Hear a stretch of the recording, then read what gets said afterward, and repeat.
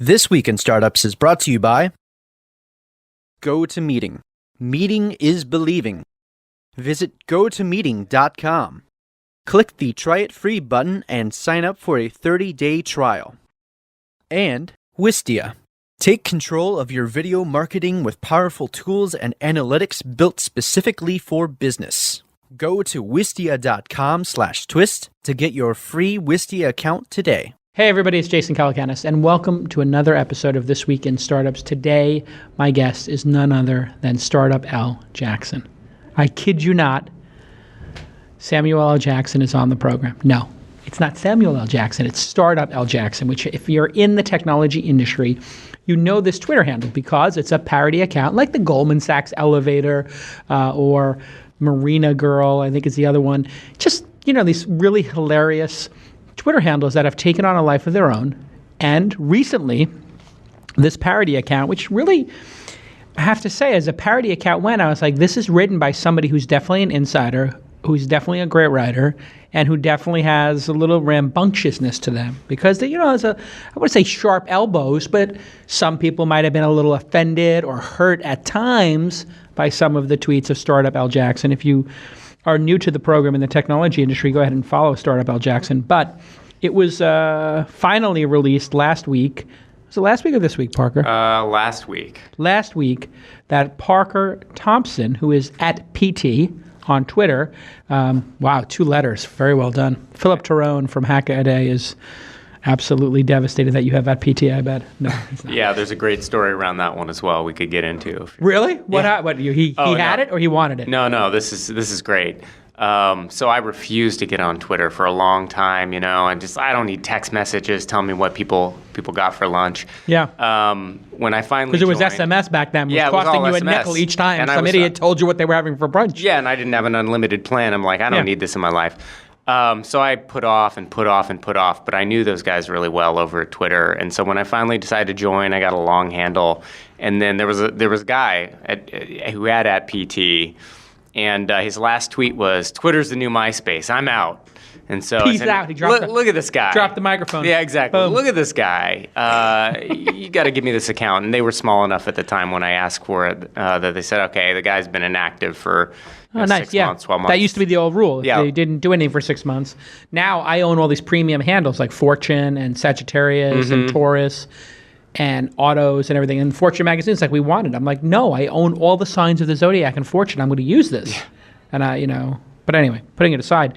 Why did you start Startup L. Jackson, and what tweet do you think, I want you to take this in reverse order, what tweet do you think pushed the envelope the most or upset people the most? Because, you know, you were doing it in the voice of Samuel L. Jackson, being profane. Yeah. So there had to be somebody who didn't get it at some point. So take the questions in either order you want. You know, I think it's funny when I read some of the tweets. I think you're right. I don't know the sharp elbows. It's certainly provocative. I go, boy, did I write that? Right. But I don't think you could tell me if you remember one. My goal was never to be mean-spirited. Right? It was never malicious. It was candid. So in terms of who gets offended by what, you know, I guess I just never worried about it too much. I sort of just went forward with my own set of what I thought was right or wrong. And right. I mean, I think probably some people took things the wrong way. When it's your startup and you're out there, I mean, let me put it this way.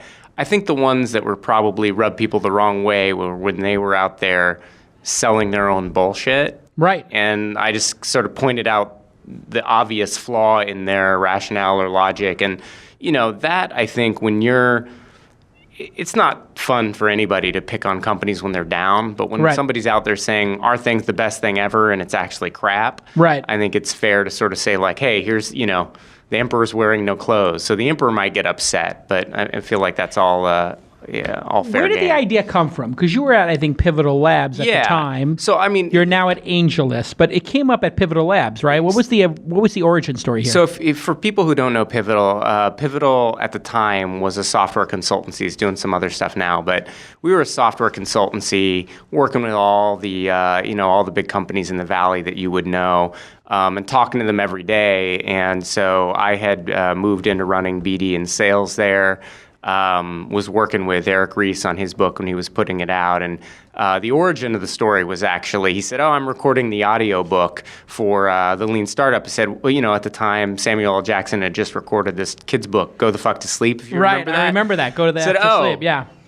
You know what, Eric? I'm gonna wait for the audiobook we recorded by Samuel L. Jackson. That's the one I want to hear. And I just kind of made a joke of it and thought, oh, boy, wouldn't it be ridiculous if Samuel were commenting on this tech stuff? And at the same time, my day-to-day is I'm meeting with every company in the Valley. So if you want to get out there and have strong opinions about a company, right? They're going to walk in your door next week and go, oh, look what I read in your Twitter stream. And, Pivotal in and of itself, I mean, this is a phenomenal company that, just doesn't make any noise. So, they're just, hey, let our work represent ourselves. So culturally, being loud on Twitter wasn't really the way that we were. It is one of these things where, you think about the internet was supposed to be this great way to increase freedom of speech, to increase people's ability to express themselves, but the permanence and the ability to search and find that permanence and amplify missteps or things that might be on the edge of free speech has actually, in a way, turned the internet and platforms like this into the anti-free speech mechanism in a bizarre way. I think that's true. I mean, I think in some political respect, correctness, I guess I think people are less worried about that. I mean, I think if you look at the research on, for example, the way kids react to the internet. We talk about political correctness and we talk about these things a little bit in our world. But I think, if you're looking at what teenagers are doing, they're using Snapchat not because they're worried about political correctness. They just, the ephemerality of it is important. It is an interesting thing, the permanent record versus the non-permanent record, isn't it? Mm-hmm. And the pseudonym versus the actual real name. Yeah, I think a misunderstanding people have is, oh boy, these must be things that he wouldn't say himself. And I think, if you ask my friends, they'd say, man, you say much more offensive things in person right here. Maybe we'll get into that today, right? So I don't think for me it was ever about that. It was just a way to sort of put ideas into the world. And in some respects, it was just sort of an accident. There was no master plan. If I'd had a master plan, I would have picked better branding. But it became so huge. I mean, the number of people following the account is over the 80,000. Yeah, it's crazy. And you earned the 80,000. So in other words, in the early days of Twitter, a lot of people got put on the suggested user list, whether it was Chris Sacca, Kevin Rose, Malik. There's a whole group of people who were on that list, and then there were a group of people, myself, Robert Scoble, other people who weren't anointed, who resented it for a while because it was like, oh my God, how come we're not on the list? They kind of picked favorites because they needed to pick people.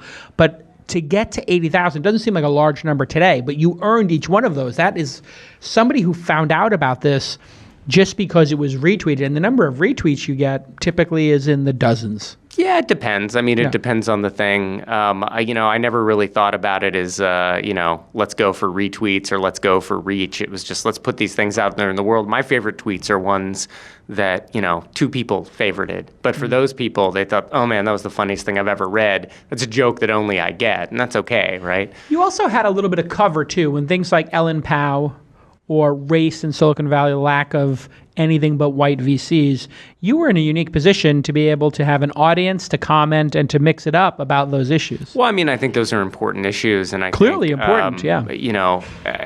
That's another area where I think, I would have said anything that I said on my account, on my personal account, and I haven't deleted any of those things so people can go back and look at them. But it would have been a little bit more dicey if you were at Pivotal and somebody was offended and called your boss and was like, hey, we're a customer and he said this thing. Yeah, I mean, I think maybe that's right. I mean, I think the thing that's interesting to me about it is you put these ideas out there, and I think that there's a tendency when you particularly talk about these social justice issues to sort of go to make ad hominem comments, right? Maybe not attacks, but certainly comments. And I think that's understandable. I mean, these are sensitive issues, and people are really hurt, frustrated. Things aren't moving quickly. The numbers are crappy. Right. So being able to put these ideas out there where. I'm sure you looked at this account and you're like 99.9% chance that's a white dude. But I don't know. I'm not working in venture sure. capital. Yeah, so when these ideas are out there, I think what was really great to me is people still made ad hominem attacks. But when you're attacking a caricature in this way, it is self-evidently absurd, right? Yes. And so you can just say to somebody, look at what you're doing. You're attacking a cartoon. Yeah. It would literally be like arguing with Triumph the Incel Comic Dog. Like you're literally arguing with a hand puppet whose name is Incel Comic. Yeah. Like not that you had an Incel Comic bent. It was more an absurdity bent.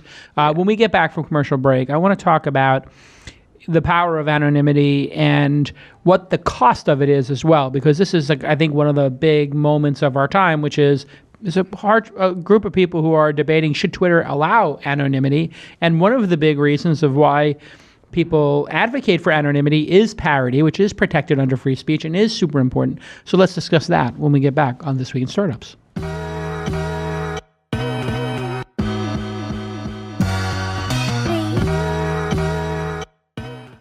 Just think about all the time and effort and money you spend going to meetings, going across town, getting stuck in traffic from Palo Alto all the way up to San Francisco, out to Oakland, traveling across the country, going to Seattle, going down to LA, back to New York. It is exhausting, and it is a waste of time and money. Most meetings could occur with the help of GoToMeeting, and they would occur flawlessly. I know because I do these meetings all the time. In fact, I've been meeting with a dozen entrepreneurs every week over GoToMeeting, back to back to back, recording these meetings and sharing them back with the entrepreneurs as I give them feedback for when they come to the Launch Festival in March 2nd, 3rd, and 4th, in fact. And I can only do it with GoToMeeting because everybody can use any product they have, computer, tablet, smartphone, doesn't matter what operating system, it just works everywhere. And it is HD quality with perfect HD sound and the ability to share screens. And it never hiccups, it never has bandwidth problems, it just always works. And that to me is the key. If you're going to do these kind of virtualized meetings, they can't be breaking up and they can't have poor fidelity. They have to be perfect. So here is your call to action. This is what I want you to do right now. I want you to go to GoToMeeting.com and try it free for 30 days. There is nothing to lose. Visit GoToMeeting.com and click the Try It Free button. Do it now and have your first meeting up and running in minutes. It literally works so simple that I have like little Google Calendar Chrome extension where it puts a GoToMeeting button every time I create a meeting, and I just press boop, GoToMeeting, and it generates a code, gives everybody the code, everybody knows the link, boom, and it just works. So go ahead and go to GoToMeeting.com and get your free 30-day trial. It's a great product. I've been using it for years. I love it. It's a pleasure for me to read an ad about GoToMeeting because I don't have to read it because I use it. It's literally on the list of my top 10, 20 products that I use every week. It just makes me super efficient in meeting with entrepreneurs. So thanks to our friends at GoToMeeting. And if you're a super fan of the show, go ahead and thank at GoToMeeting on Twitter. They love to see your support of the program. Okay, let's get back to this episode.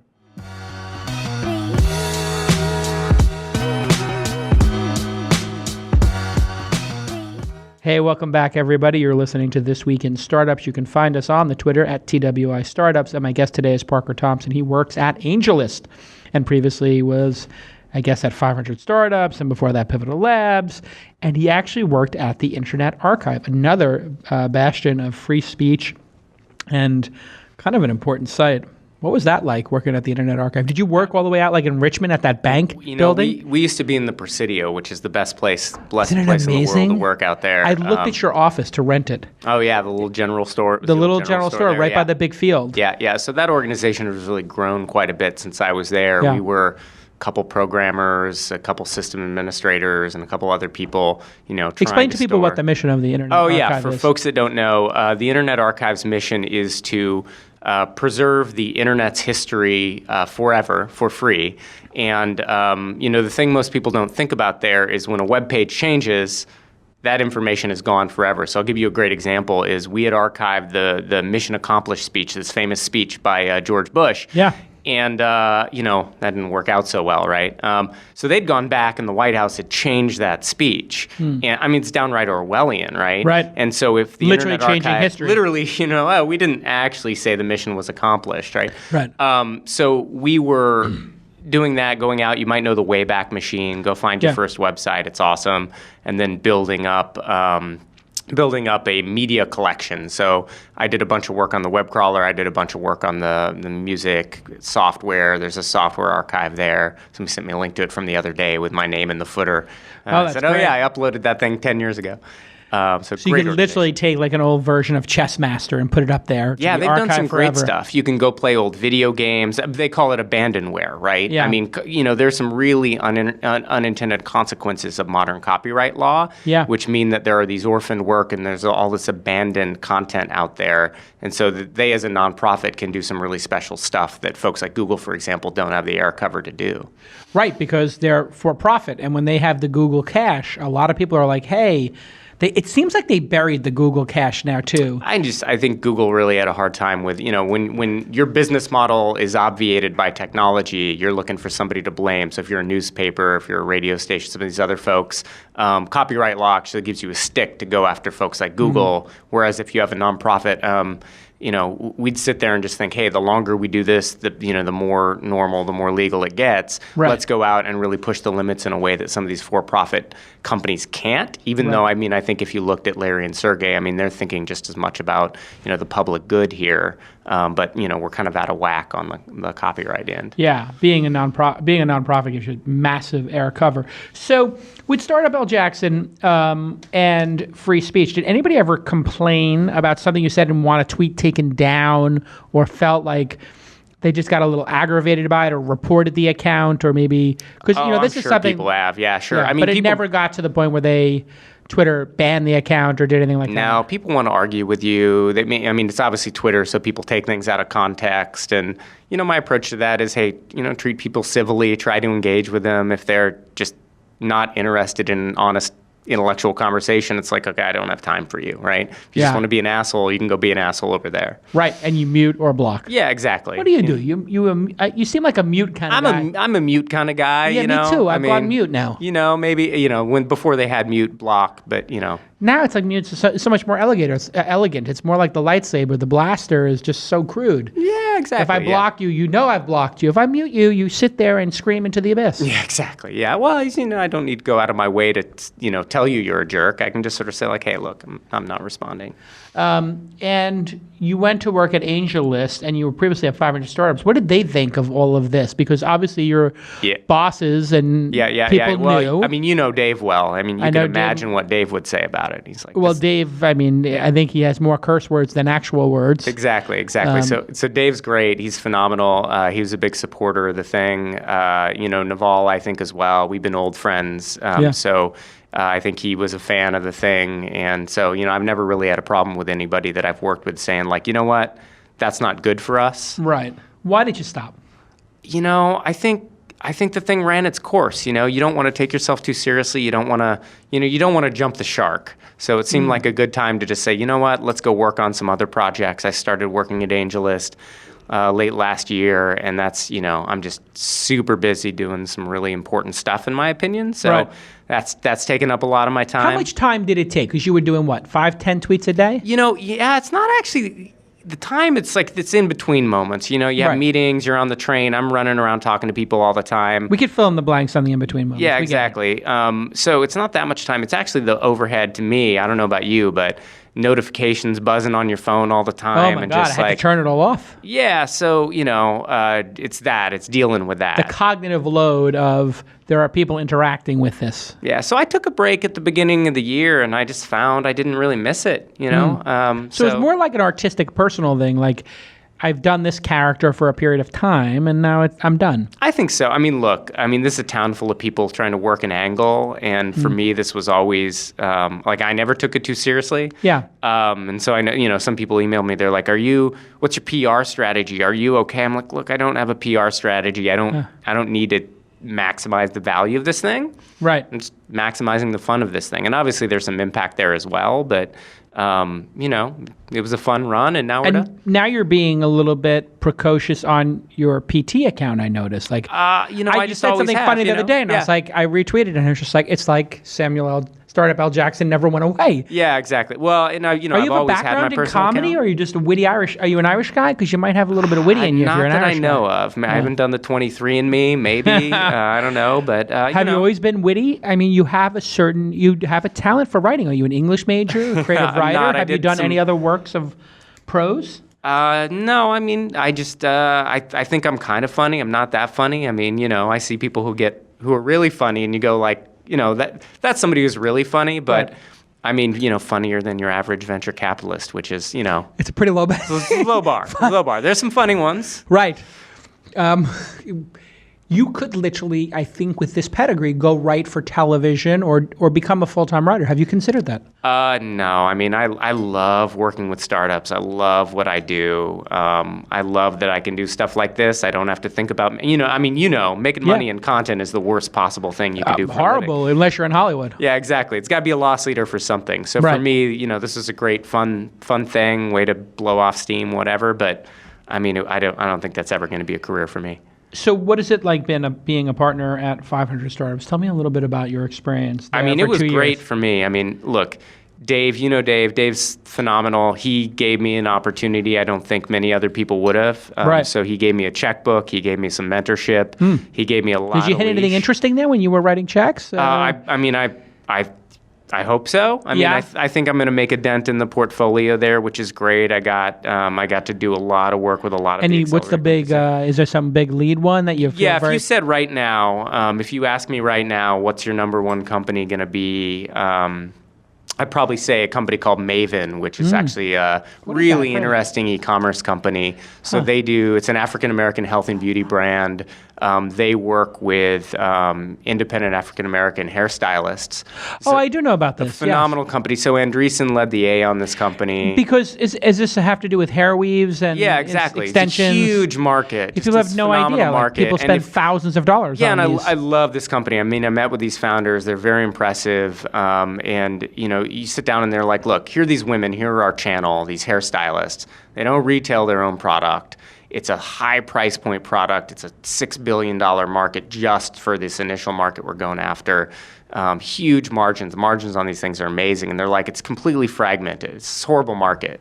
So they said, hey, you know what's special about this market is the world has really changed, right? All of these folks who never had a PC, now they've got an Android phone or an iPhone in their pocket, and we can empower them. We can make them into their own retail store, right? So it's a huge win for these women, a huge win for their customers because the product is better than what they were buying for before. It's cheaper. I mean, just everybody's winning, and those are really the best startups, right? Yeah, the win-win-win. Yeah, the win. I mean, it's the Triple upper, the second quadrant, right? Yes. So those guys are kicking butt. They're off to the races. I probably got another half dozen at this point that are post Series A or breaking out that are hopefully going to do as well. But we'll see. Diversity is an issue for you. Is that just because of the industry we work in? Because you did do a tweet storm recently from Startup Al Jackson about it.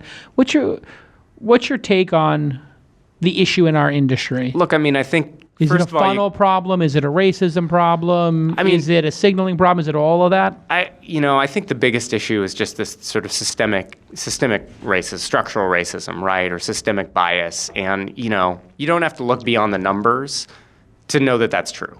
I mean, it's just you got to start there, right? The numbers tell you that there is a difference between the representation of, for example, African Americans in the country. Or even, for example, in computer science programs. So African Americans over-index in computer science and under-index in Silicon Valley. So you go like, I don't know where these people are going, but they're not ending up here. So, I don't think it's as easy as saying, hey, we've got a funnel problem. I think you got to make your own funnel. Right.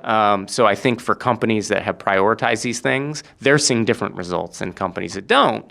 Slack would be the notable one. I mean, Slack is obviously the poster they're child off the for charts. this. They sort of started with that as a core tenet, it feels like. Yeah, and it's hard for the rest of us now because we're like, How did you do that? Yeah, well, and you want to go recruit folks, and they're like, well, why would I go be the first African American person with you or the first woman in your startup when I can go over to this company that's 72nd. dedicated? Yeah. They demonstrated that they are really prioritizing this issue. I think there are other folks who get less press around that are doing a great job, and some folks that are. So what about the overrepresentation of, this is the counter, and I'm not saying this is my counter, but this is the counter, is, hey, we have an overrepresentation of, let's say, Indian or Asians in the field. I mean, look, there's nothing wrong with hiring Indian and Asian people. I think no one is telling you, hey, hire fewer of those people. No one is telling you, hire fewer white guys. Right. I think, But those groups are so they're wildly over-indexed. That's great. I mean, look, like you can say, that, I mean, there's the cliche of the tiger mom, right? Right. There's some truth to that. I know some of those folks that I've gone to school with. That's okay, right? Great. My wife's a Korean. I can attest. Yeah, exactly. There's a certain intensity that her parents had. Yeah, so I mean, I think it's just more about like, it's not, I don't personally, and you should ask people who are smarter about this than me, right? I'm not an expert. This is something I care about, but I'm not an expert. I think you got to just go make your own pipeline. I think you got to go out there and say, we're going to prioritize this. We're going to prioritize it early. So that speaks to solving the problem. Yeah, and do it early, because I think when you're 20 white and maybe Asian dudes in a company, hiring that first woman is hard. You're just never going to recover from that. I tell you, I have like a poker game at my house, and it's people laugh because they're like, wow, no white guys left in the industry, because literally all my friends are Indian and Asian. Like at the poker game, sometimes I'm the literally only white guy, me and the dealer, and all my friends are Asian and Indians from the industry. But I mean, do you think, let's go to venture capitalists, because the only reason I'm harping on the issue a little bit is because you did pick a notable black character for the parody account. Was there an explicit decision on your part to say, I want to have the most outspoken, or like one of the most outspoken black guys? Yeah, not at all. Take on the industry. No, but so everybody reads into that then. I think that was more the other way, right? I started with this character, which was just the Pulp Fiction character. Got it. Who it's just a great charter. Yeah, you weren't thinking, it's a black character. It's a character who is outspoken. Yeah, and so you're doing this, and then you're like, you're not stupid about it, right? You're looking at it and going like, I play a black man on the internet.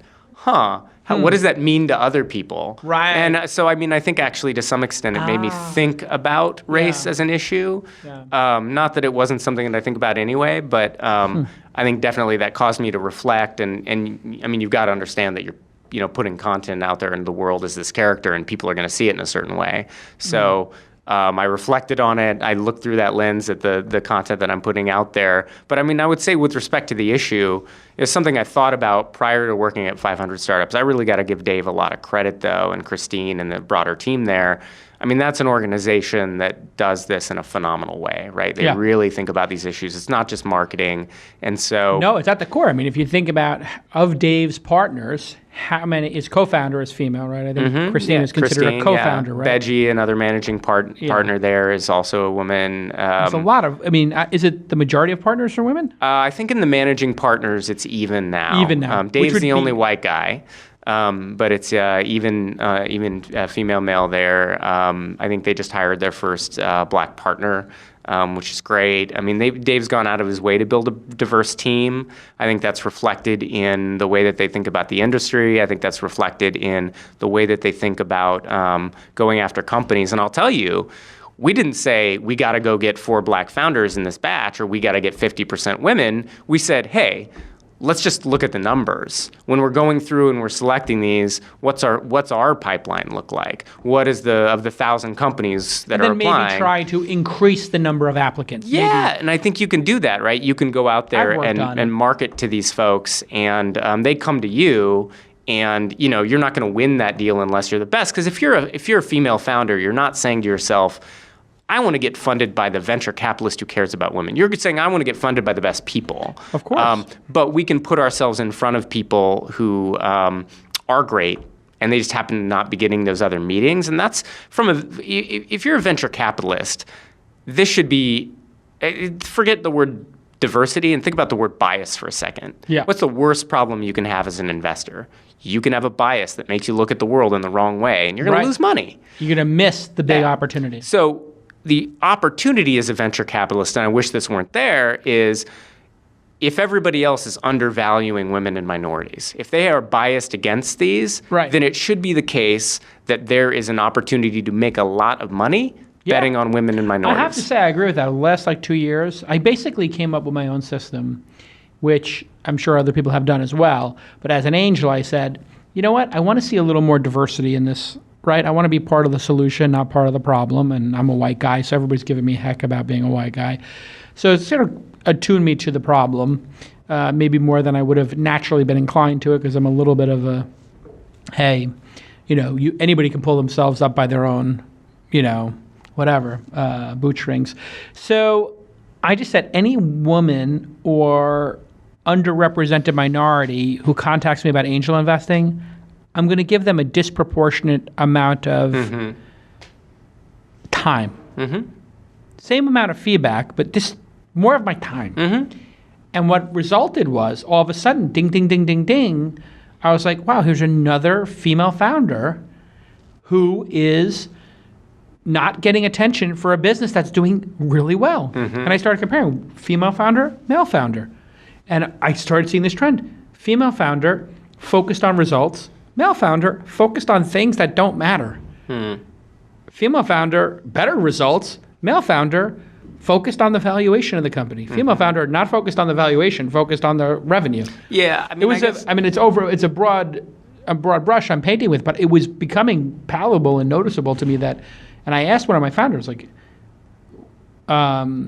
why we were talking about something, and she's like, I got to get this right. I have to make it work. And I was like, well, if this company fails, you can do another one. She goes, that's where you're wrong. If this company fails as a female founder, I don't get a second shot. Yeah, I mean, I look at it and just say, look, all things equal, if that person who we know has a structural disadvantage walks through your door, and you're in, you see another company with a, the white Stanford grad male walks through the door, you can pretty much assume that, the former had a harder time getting to where they're at. More grit, more stick-to-itiveness. Yeah, absolutely. And, if I think about the top 5, founders that I personally worked with who, just you rank them by grit. I mean, I think all of them have, that chip on their shoulder. They've had to work hard to get where they're at. And I mean, I think as startups fail when people give up, right? They fail when they die. I had a founder the other day who happens to be female. We had coffee, and she's been at it for 2 years. She's raised $300K all in. She got $100K inheritance from her grandpa, and like no one's wanted to fund this company. She's like, I feel bad. I don't know. Should I when are you supposed to give up, right? Like I'm like spending every last penny. I'm living on nothing. I'm just going, and should I give up now? Like, I'm like, look, give up when you want to. But this is somebody who's like, every time I talk to her, I'm like, I can't believe you're still alive. I can't believe that you're still, defying gravity in this thing, because like no one lasts this long, right? So I think that's probably a reflection of, where she's come from and the stuff she's had to put up with. All right. We're going to do one more quick break, pause for the cause, as we say in the biz. But when we get back, you're working on a lot of interesting stuff over at the Surging Angel List, and I want to cover that too with Parker Thompson, a.k.a. Startup L. Jackson.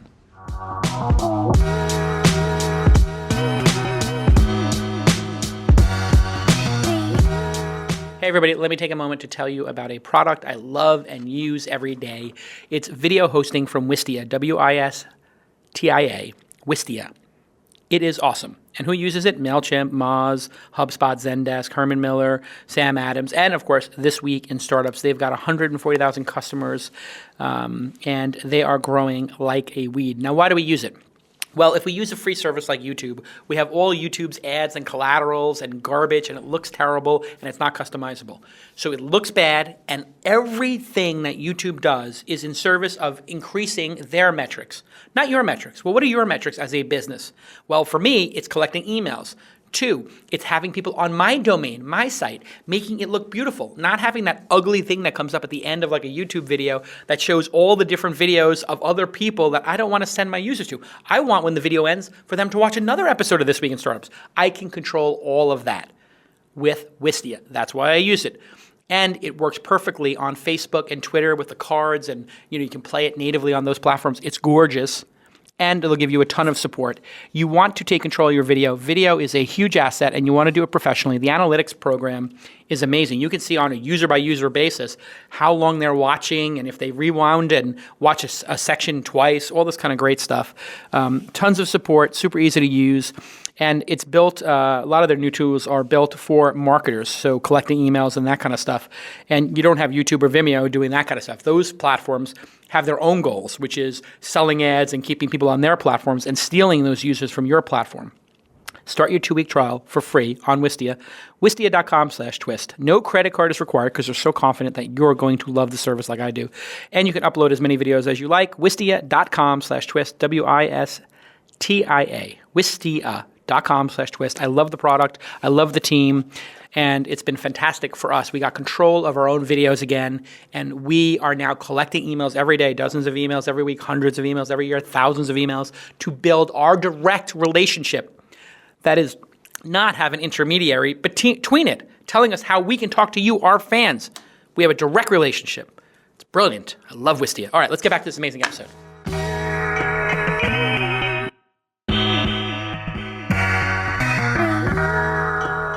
Hey, everybody. Welcome back to This Week in Startups. My guest is Parker Thompson. You can follow him at PT on the Twitter. And he, of course, is world famous, or industry famous, for being Startup L. Jackson, who is now defunct. He is gone, but Parker lives on. Parker, you work at AngelList, and you just started there. I did a few months ago, yeah. How's it been, and what are you working on? I mean, it's been great. Look, I know you've known Naval a long time. We built the first version of AngelList at Pivotal, which is something a lot of people don't know. I didn't know that. Oh. Yeah, so Nivi and Naval came in and we worked with them to build the first version. So when I was at 500 Startups... Oh, Pivotal got a little equity in that deal. We did get a slight amount of equity. I saw the CEO of Pivotal a few months ago, and he said, go make my equity worth something. Then we invested at 500 Startups, and so I continued to know Naval through that. But he didn't go through 500 Startups. No, the fund just put a they little weren't bit an accelerator company, unfortunately. That would have been great to get those economics on the deal, but we did a seed investment with those guys, and then I've been trying to work with Naval for a long time. He's been trying to work with me. We just got to a point recently where, as you know, CSE Upshot brought in this $400 million fund that's dedicated to the platform. Yeah, so I'm a huge fan of marketplace businesses. Obviously, this is my industry. So I looked at this opportunity and I said, "Wow, like that's foundational. We can build some really interesting stuff on top of that." So, Naval got me to jump over, and it's been pretty interesting since we got started. It's the platform is amazing. I noticed just the other day, it's like every time I'm on there, I notice something different. But there is a little section where you're putting the stack. Yeah. So I had seen other websites do that as like their whole, reason for existing. But adding it to AngelList is a super powerful thing because the database is over there. So if you're like, oh, who is using? Yeah, who's using MySQL? Nginx or who's using MySQL? It's like here they are. And what's the thinking behind putting that there? I mean, I think what you see with our team is we're always experimenting with different things, and we're trying to figure out just basically how to add more value to startups. And so if you're a startup founder and you want to come in and say, well, what should my default be, right? Probably my default should be I should use the tools that other people are using who are like me. And maybe not. Maybe I have something else I should be doing. But if we can add information that founders can use to make better decisions, that's a win for founders. And when founders win, we win. So what are your thoughts on the syndicate program? Obviously, I'm slightly biased here since I am the number one syndicate in terms of the number of deals that have been done. I think Gil's the number one in terms of the amount. Yeah. So it's obviously a great product. That's the flagship. And that's really, if you think about that and you think about sort of where AngelList has come from and where it's gone, AngelList has really spent the last 5 years making that product work. So I'm sure you experienced some pain early, operationally, back office wise, software wise, and that product is tight today.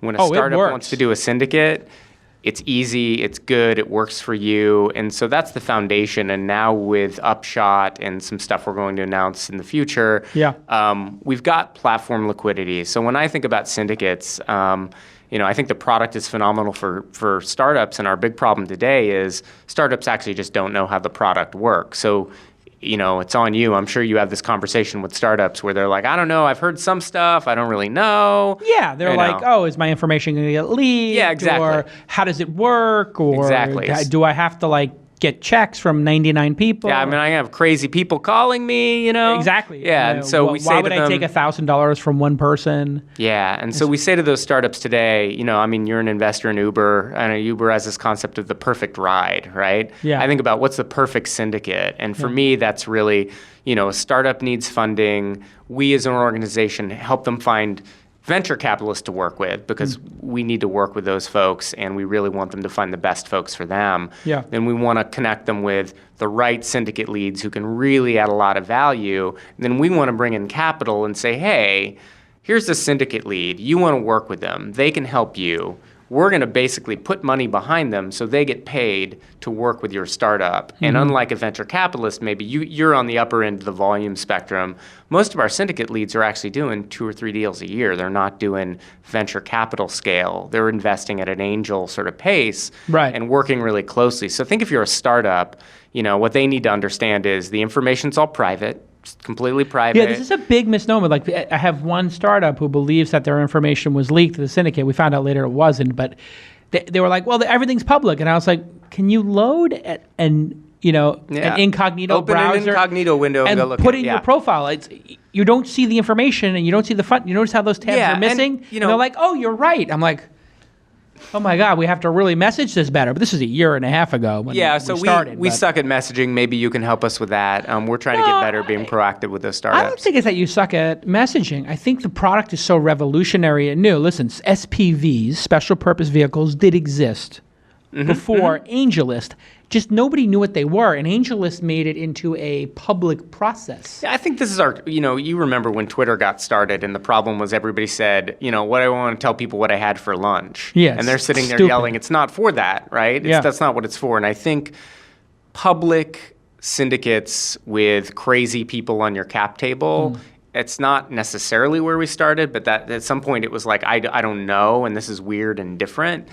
And so we're continually really trying to educate people on the fact that these are, the backers for your syndicate, right? This is institutional capital. These are value-add investors. So it's not... I mean, people don't realize some of the people who are now angels in my syndicate are some of the top venture capitalists in the world. Yeah.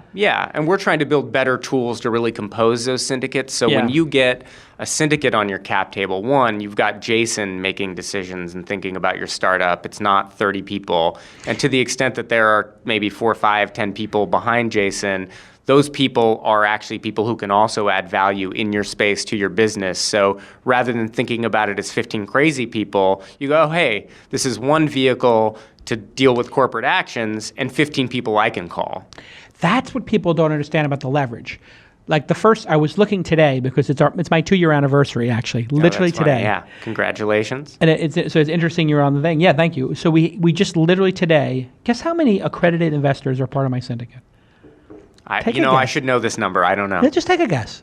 Randomly. I'm going to say you've got 200. 902. There you go. How many people do each syndicate? Okay, so obviously 99's the limit. Yep. I would say now on average it's somewhere between 50 and 75 because I have some heavy hitters in there who put in 10, 20, 30, 50K. And in my syndicate, I don't even allow the funds anymore because the funds used to automatically do it or whatever. But I was like, listen, I don't have room for you right now. And I took a pause with the funds and I said, I'm just going to let my syndicates do it if any of the, because this new one is big. Yeah, and that's fine, right? I mean, I think the funds really help us get new syndicate leads on board. Yes, because, that's what I heard is some of these new syndicates have look, you have an audience, you can hustle and get backers early. Where I can send an email. Yeah, exactly. And you've got, huge lists. A lot of great people who should be using the platform, they don't have that. And so this capital, when I talk about that capital really unlocking some interesting stuff for us, now we can go to folks who would do it, but they're too busy and say, great, you're already advising startups. You're just doing it for free. Let's put you on their cap table and have you do the same work you're already doing, adding a lot of value, or maybe a little bit more if you want to get more involved with these things. And we have these funds who are happy to work with you. Yeah, it's pretty amazing. Guess how many deals we've done in 24 months? Oh man, I know you guys are at the top of the list. Obviously, we're the most active. Yeah. Take a guess. In 2 years, I should know this number as well. You don't need to know it. 3-4 deals a month. Are you doing?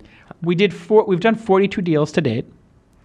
But recently we did 5 deals in 1 month. Yeah, or 5 deals at once, which Yeah. they advised us not to do. Yeah. I remember that day. Jason's putting up 5 deals. Well, it's a marketplace, right? You know what If happened? that's good for those startups, great. And I can't say exactly what happened yet, but let's just say, in this case, Jason happened to be right. Yeah. It's not always the case that I'm right, but in this case, I happen to be Yeah. right.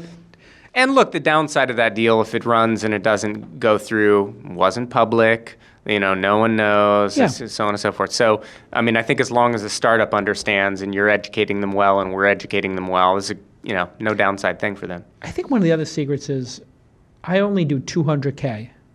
I just tell people, even though we could do 500 or $1 million, like Gil does big ones, I say, I'm willing to do 200 and then I'll put in 50 myself or 250 myself, whatever it happens to be. I think, but what's interesting about that is anybody who's going in, because it's only 200, I don't have to have a minimum. These other syndicates, they're like, the minimum is 5, the minimum is 10. 10K, yeah. And then what that does is it creates a culture of, I think, okay, this could leave a little bit of a sting. But if it's 1K to 25K as opposed to 10K or 25K to 100K on average, my average obviously is 2K. Yeah, and I think that's something It takes we a lot worry of the about. sting out of it, and people can take a lot more risk because it's a small amount. Yeah, and look, we do a lot of work to make sure that our backers really are making decisions that are good for them in terms of their asset allocation and their set of backers that we only let invest indirectly, because we just say, hey, look, like if you're sophisticated, if you're high net worth,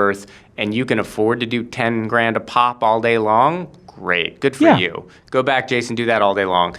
If you're accredited, but you're not Mega balling. accredited. Yeah, exactly.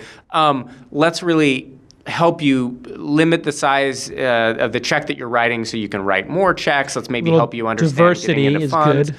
Yeah, because this is fun, Yeah. but it is the nature, as you know, of startups where the best ones look awful. And so if Everybody's so awkward at the beginning. yeah, and if you're an investor who's dropping 10 grand a pop and you're like, really, I've only got 80K to put to work, you do 8 deals in the first 3 months and you need to stop, Big mistake. probably you did something that wasn't in your best interest. So, we always have to, What's I think, the way balance. you would advise somebody? Let's take let's say you were talking to, I don't know, your mom, your dad, your uncle, somebody you care about. And let's say they're accredited. What percentage of net worth, they're 50 years old, 60 years old, they're going to retire in 20 years, some window like that. What percentage of net worth would you say you would feel comfortable with your mom or your uncle or cousin putting towards angel investing? I mean, if I were advising my parents who are in their 60s and retired now, but hopefully got 30 more years on them, I'd say, look, take 5% of your income or 5% of your net worth, let's say, and for them, I would say you'd be crazy not to put it in a fund. You'd Right. be crazy. And AngelList actually offers some accredited funds. Sure. We just closed one that is going to do 100 deals over probably about 6 to 9 months. So let's call it the 2016 vintage fund. So you can put in 25K into that fund. You can do 100 deals. And, what we saw at 500 Startups and what I see at AngelList is really if you've got good deal flow and you want consistent returns as opposed to, goose egg on one fund, a goose egg on one fund, and you hope for a Facebook in the third fund or an Uber or whatnot. You do 100 high-quality companies that have a potential to be $1 billion outcome, you're really looking for 1% to 2% of those companies to drive the returns. And so the great thing, if you're my mom, is you put money into this fund, you give it to a professional manager, you index a broad set of companies. 100 companies, let's say. You're looking for a 20, 30% IRR, which as a venture guy, is very good, right? Yeah. We're gonna be top decile with that. So to be clear, I'm not claiming that we're going to return those results, but we hope to. We think we can do well. Well, I mean, I think the interesting thing about that, it's very interesting you picked the 5% number, because what I said was, when I wrote my Trench Run Syndicate, like a year into this, was here's what I would tell my mom or a cousin, anywhere from 1% to 5% of your net worth if you're an older person, and if you're crazy and you want to be aggressive and you like to gamble, 5 or 10%, but I wouldn't go past that because you have to take the approach that this could go to zero. Yeah, absolutely. But the upside of it is, hey, if one of these does become an Uber or a Thumbtack or whatever, I mean, you could be looking at a 100x or a 200x or a 2,000 or a 5,000x return. I mean, these things don't happen every day, but they do happen. And if you can narrow it down to the field of people that, what I really love about what you've done at AngelList, or Naval has done and the team, is that there's really like a 2 level of filtering that's gone on. There are the syndicates, and then there's AngelList. And AngelList has got their hand in like which syndicates that they're bringing to the platform. I mean, anybody can create a syndicate, but not everybody will be featured. Not everybody will be as supported. I think that's fair to say. Well, I think we try to balance, being. We don't want to be too paternalistic. So in general, we try to look for structural and objective things. So for example, we try not to say no, but if you're trying to raise a 3-month bridge for some startup that's going to get them another 3 months, that's something that we're not comfortable with. We're looking for 12 to 18 months of runway. That's just an objective way of looking at this thing. But, we had someone do a syndicate for a really interesting CPG product. And it's like, look, if you look at the comps in the space, this is as good as a startup. The margins are amazing. Tech startup, right? It's got some tech-enabled stuff in it. But, you look at it and you say, look, like that's not a deal that, our institutional funds are likely to participate in. Right. But if you want to go run it and you have your own backing, we are at the end of the day a marketplace, and you guys are consenting adults. I really did like that they put the 12-month, 18-month thing as like, does this have, it's like, I think it's a checkbox now. Like, does it have 12 months of runway? Click here. Like putting that stuff in, I think is really wise because it makes everybody aware of like the stakes, right? And I find if people don't understand what's at stake and how much runway this is and how quickly this can go out. So I told everybody like, listen, if you're going to invest in my syndicate, understand how I put my own money to work and my fund's money to work. I am a swing for the fences kind of guy. The more crazy, the more unpopular something is, that's the more I'm going to focus on it. I'm looking for binary outcomes, like very big binary outcomes. So I told people 7 out of 10 are going to fail. 8 out of 10 are going to fail. Yeah, and I mean, I think if you're educating people, and we try to as well, it's like, look, don't try to be a picker is the number one thing. Because if you were a picker, you should be the lead. You shouldn't be the follower, right? You shouldn't be the backer. Don't try to be a picker and budget, right? Go and try to do, I'd say 20 deals, right? And there's some data on this, kind of crappy data, but there's some data out there. Yeah, my number was 30. It's very interesting. We have very similar numbers. I said do 30. Like I said, if you had 100K, do 30, just to pick a number, $100,000. Do 30 for, let's call it, I don't know, $1,500 each, $45,000. Take the last $55,000 and spread that into the top 3 or 4 winners. In other words, I only do deals with pro rata, which I don't know if everybody feels that way. A lot of angels can't get pro rata. In my position, the earlier you go, the easier it is. Right, and also the bigger your reputation and the more they want you, the easier of a deal point it is to negotiate. Then just take whatever comes out of those 30, the top 3, and give them whatever it is, 15, 20K each. Now, if you think about the dollars at work, $55,000 of what you put to work is in something that was able to get a Series A or a future round of funding, and 45K of it was in things that were getting their first dollars. The majority is still alive. 60% of your dollars are still running, even though 70 or 80% of the names may be gone. Yeah, look, we ran these numbers different ways at 500 Startups. I think it's a little bit earlier on the AngelList portfolio. Whether you think about a reserve strategy or not, I think is like very dependent on how much capital you're putting to work, what stage you're investing on, who's pricing the next round. And so if you look, it's not obvious that a traditional reserve strategy is the best strategy for early stage today, but certainly a lot of people are operating that way. So I think, That's a debate. Yeah. It's an well, you know debate. What? I didn't take any... Well, I don't know if I can talk about that. All right, let me just say it this way: in deals, in my 4 most successful deals, I did not do pro rata.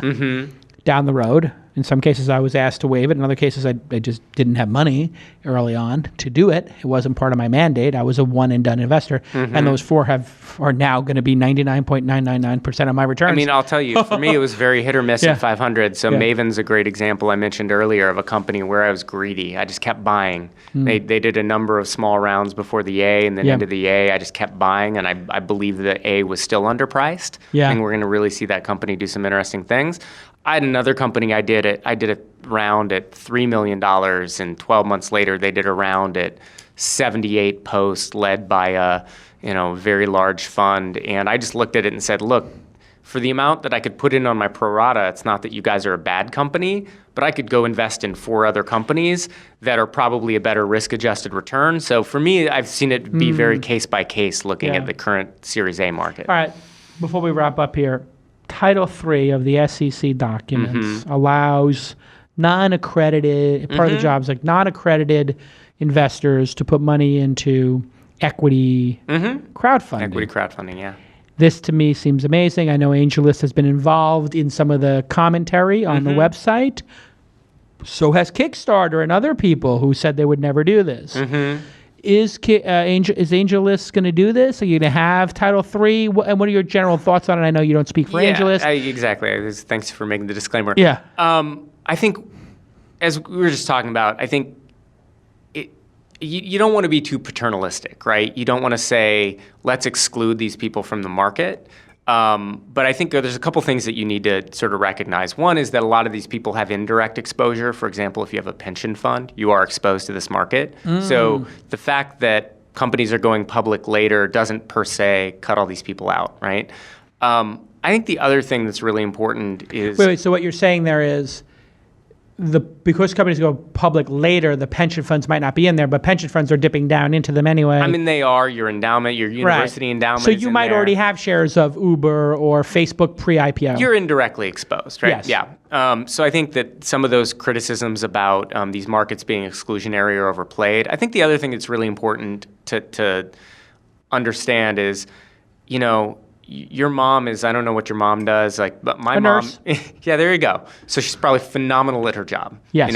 But she probably should not be making decisions about direct investments. In fact, even in the public markets, it's probably the case. Take Warren Buffett's advice, right? Yeah. Go buy a no-load mutual fund. Go to My Vanguard. mom should use Wealthfront. Yeah. Exactly. Yeah, exactly. Which is made up of Vanguard funds. So I think when you look at what we're doing and you think about equity crowdfunding, it's absolutely not where we're at today. Right. I think if there were a way for us to put together a fund that gave indirect access to folks that were non-accredited, yes. I mean, to me, that would be compelling because I think if you look at them today, they can buy lotto tickets, right? And that's horrible. That's just a regressive tax. They can play FanDuel. So they can play poker, blackjack. Exactly. And, look, if they look at dice. those things as entertainment, great. But they're not great investments, and we sell them as such to folks that are basically paying a regressive tax. So I wouldn't say, and again, I'm not speaking for AngelList, but if I were Naval, I wouldn't say it's something we would never do. But I think it's something where we'd need to do it in the right way. Because if you look at the market, you want to do something that's good for these folks that want to put some money to work. Yeah. And also good for the startups and good for the lead. So we need to think about all those things. I'm very fascinated by it. I'm starting to dip my toe into it. And when by dip my toe, I mean at 1 o'clock in the morning, be reading stuff and sketching stuff on paper. Yeah, look, there are some other platforms out there doing this stuff. Yeah. It may be better for CPG stuff. Great. There can be multiple people trying to go after this market, but not something that's on our front burner. I've been just thinking it. I mean, I'll do it through AngelList, obviously, but the thing I've been thinking about it is, I got 15,000 people come to the launch festival, and there's thousands in the audience, and the new product launches, and whatever. Let's say a third of the audience is accredited, or maybe 20%. Okay, they can participate, great. The other 80%, they make $50 or $100 or $150,000 a year, just not $250 or $500 or whatever this arbitrary number is for accredited. If they spent $800 on a flight to come here, and maybe they bought a $500 ticket if they wanted to come to the dinners, maybe they went for free. They're staying in a $200 a night hotel room, and so they spent $1,500 coming for the week.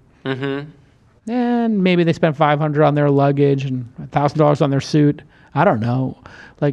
maybe they could put $50 into the top 3 for fun. I'm talking about for entertainment value. Yeah.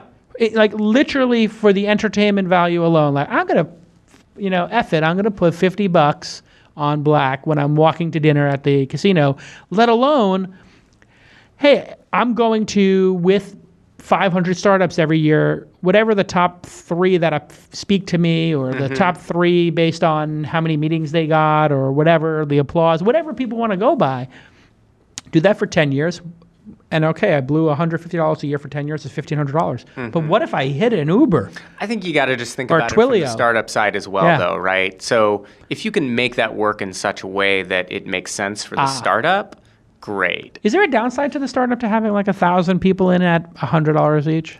I mean, I think it depends on how you structure it. But I mean, for example, there are just limits on the number of investors that you can have in your company. And do I want that person taking up a slot that I should really be giving to somebody who's going to write $1 million or $10 million check down the road? So there's that.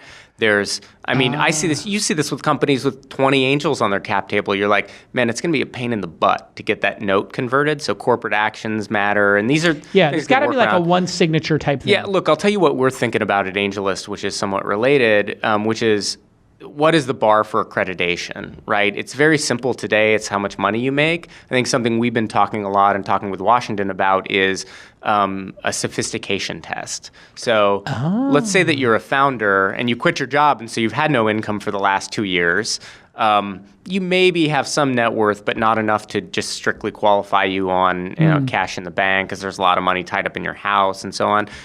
Those folks should actually be able to put $1,000, $2,000, $3,000 to work, or in our case, lead syndicates. So you actually can't lead a syndicate unless you're accredited. If you're a founder, we can set up a situation where you're putting, a couple $1,000s in and leading a syndicate. It's a win for everybody. It's a win for the startup. They'd love to have another founder on their cap table. It's a win for the capital because they want to work with you and get into the startup. We literally can't do those deals today. Right. And that's frustrating, right? Because What's everybody the minimum wins. a syndicate has to put in? It depends. So we say 2.5% of the capital that your backers commit. And that's really to get you to do. So if you do a 200,000 syndicate, we say, Jason, put in $5K, right? Okay. You can put in more than that, and I think, do it in a way that's great, right? Yeah. When you're putting in $250K and raising a $200K syndicate, that's a phenomenal way to raise a syndicate, right? Yeah. And we really think about that in I've done terms that a of couple alignment times. and interest. But we have people who, for them, we'd say to a syndicate lead, you know what, you should think about your portfolio. You should really think about doing 10, 20 deals. Do this sustainably, right? Right. So for you, maybe you have some equity tied up in a company, but you don't have a lot of cash on hand, right? Yeah. So actually for you, 2.5K might be a lot of money. And I think one of the things that... Well, I think Gil was doing that too. Like Gil was so successful, but he was only putting 5, 10 into a company. Yeah. But then what happened was people loved his deals, and there was really good deal flow. He started to hit 500, $1 million. Yeah, I think Gil's put a lot of his net worth into this, and he's really gotten aggressive about it. And I think he'll do all right with it. But something that's really important to me, and I think a dynamic people don't seem to understand about venture capital often, is you got to be rich to play this game. You do. And that's unfortunate. And we're talking about diversity Unfair. issues, right? If you got to be rich, if you got to be wealthy when you start to even play this game, that's going to exclude a huge number of people. Polarization of wealth gets worse. Yeah, when we can go in there and pull in people who are really talented, right? We can decouple capital from talent. That allows us. That's really fundamentally the innovation, right? We've decoupled wealth from talent so that we can put people on your cap table that weren't born rich or didn't get lucky or didn't work hard for it and whatnot. And I think that allows us to do some interesting stuff that hopefully will manifest in the industry, right, when we can pull in new people. Yeah, I am so bullish on this. Today I just had this like crazy epiphany. I was like, wow, a year ago I was like writing about how my syndicate had broken like, I don't know, $1.5 million and had 400 people, and now it's 3.7 and 900 people. And then I was like, when did I do the first deal? Calm.com we did. It was like $350,000 for that company, and like they're doing really well. The founder just told me some of the numbers, and I was like, whoa, this is going to be a good return. Yeah, and I was like, when did we do that? And it was like March 2014. I was like, what is it now? It's March 2016. I was like, wait a second. It's been 2 years. I mean, this is the portfolio is phenomenal. Yeah. I mean, it's phenomenal if you look at the broader AngelList portfolio. You know, if you thought about it like a seed fund, which is not a great apples to oranges, right? But just phenomenal portfolio makeup, and you know, you've got some good deals in there. Other folks have done some good deals. It's really pretty interesting. I think you're going to see some cool stuff, and we're going to start publishing some numbers this year. Now that we're a couple years into these syndicates, because you kind of got to wait a couple years before you know. Yeah, it would be good to know after. The thing that people should know is follow-on fundings. Yeah. 12 months out and 24 months out. Yeah. Yeah. Because if you look at my syndicate, I look at, did they get follow-on funding? Yeah, within 2 years, yeah. Are they dead? Are they a zombie? Are they up? Just after 24 months, what's the person's batting average? And I looked at mine, and I was like, whoa, this company got a Series A. Whoa, this company raised a big seed. Yeah. Whoa. Like, there's some good stuff happening here. Yeah. Right? And if it's, I wonder who has the most right before Series A.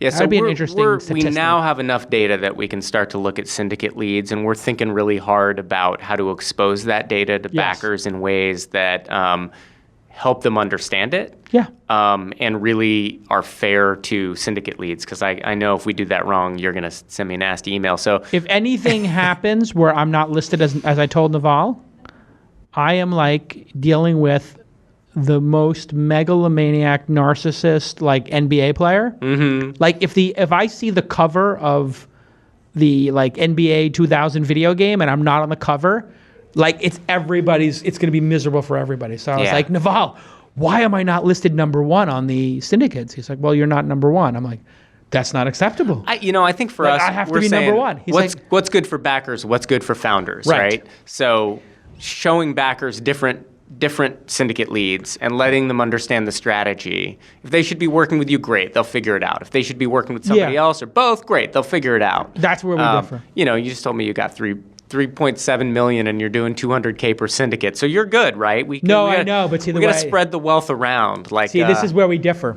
You guys are socialist. I'm a capitalist. Yeah, you're Joe the plumber and Naval's No. The way I look at it, it's where I tell Naval, I'm like, I am going to be like the worst like person to manage for you, but I'm going to be the highest performer.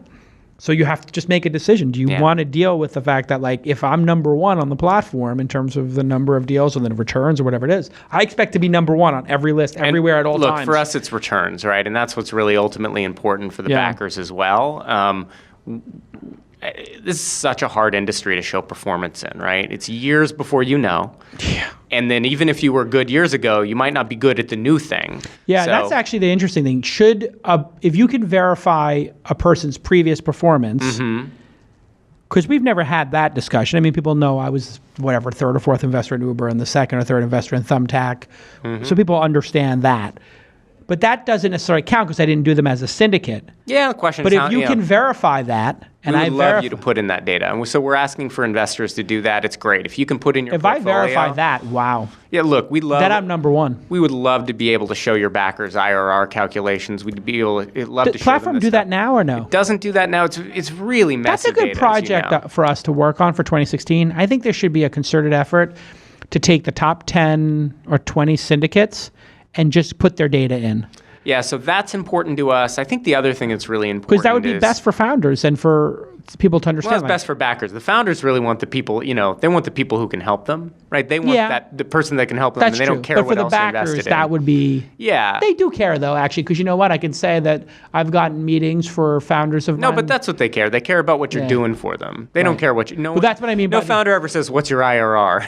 No, but they do say, what unicorns have you done, and what role did you play, and can I talk to that founder? So, and I do let them... They can't talk to Travis anymore. He's too busy. But in the early days, Travis did take reference calls for me. And to this day, Marco from Thumbtack takes reference calls. Great. Yeah. He literally will take a reference call. I'm like, Marco, you don't have to do it anymore. And he's like, no, I love doing that when somebody wants to know how you are as an investor. Anyway, listen, I like having you on the show. Thanks for having me. I like your personality. I'm going to tell you this right now. I like your personality. I know this doesn't matter, but I like your actual personality. Thank you. More than I like Startup Al Jackson. That's good to hear.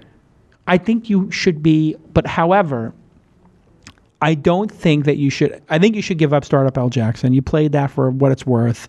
And I think it's smart. You're kind of being like Dylan, like, you know what, I did my folk. Now I'm going electric. Time to go electric. Well, I kind of feel like you might have just great. taken your electric and you're kind of in the gospel Catholic phase right now, which you got to get out of pretty quick. And let's get to Empire Burlesque and get All right. Mark Knopfler on it, because that's like just if you're a Dylan fan and you don't have Empire Burlesque, just get that album. I don't think I have that one. You went deep on the Dylan. Well, here's the thing. Mark Knopfler and like Dire phenomenal. Straits, the 80s, just he was peaking. Yep. And then he was a Dylan head, and he just did this album, Empire Burlesque, which has Joker Man on it and Neighborhood Bully and just a bunch of other great stuff. And then there's Street Legal, which is another great one. There's some stuff in the 70s and 80s that Dylan did that just, like he just hit it again. But people don't know because in between it, there was some really bad stuff. Yeah, I feel like Dylan after Desire Desire is amazing, yeah. I mean, after that, I lost him, so maybe I need to revisit it. There you go. Blood on the Tracks, like people would say, like it all led to Blood on the Tracks, and then what happened? Yeah. Empire Burlesque, amazing. There you go. And then you're being good shit. Anyway, point is, back to you, PT.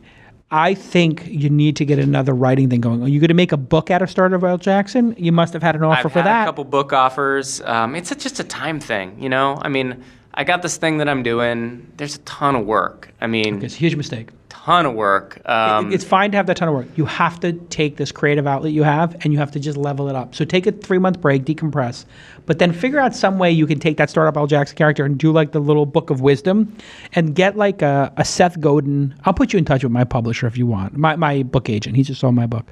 But if John Brockman is the greatest book agent, like literally in history, is Jared Diamond's book agent. Like that's funny. Jared Diamond and Naomi Wolf, and then like somewhere like number like 500 is me. Yeah. And then the advance I got puts me in the top like 50. It's pretty crazy. Anyway, point is, you do your book of Startup L. Jackson's wisdom of startups and just like literally make it one of those stupid like Seth Godin flip books. Like, like it's 100 pages with just a piece on it. People will buy it for each other as a gag gift, but they'll get value out of it. But you should be a writer. Like get a credit being like, write an episode of Silicon Valley. Yeah, they haven't called me. Look. Well, they're stupid. Hey, Silicon Valley dummies, make him a consultant. Give him like 25 dimes a season. The quick 20. I'm in. Call for me. 25 dimes. Call me. I'm dead serious. Somebody clip this and send it to Silicon Valley people who write the show. $25,000. He'll consult for a season. I guarantee you will bring them. You'll punch up the show. So big. Anyway.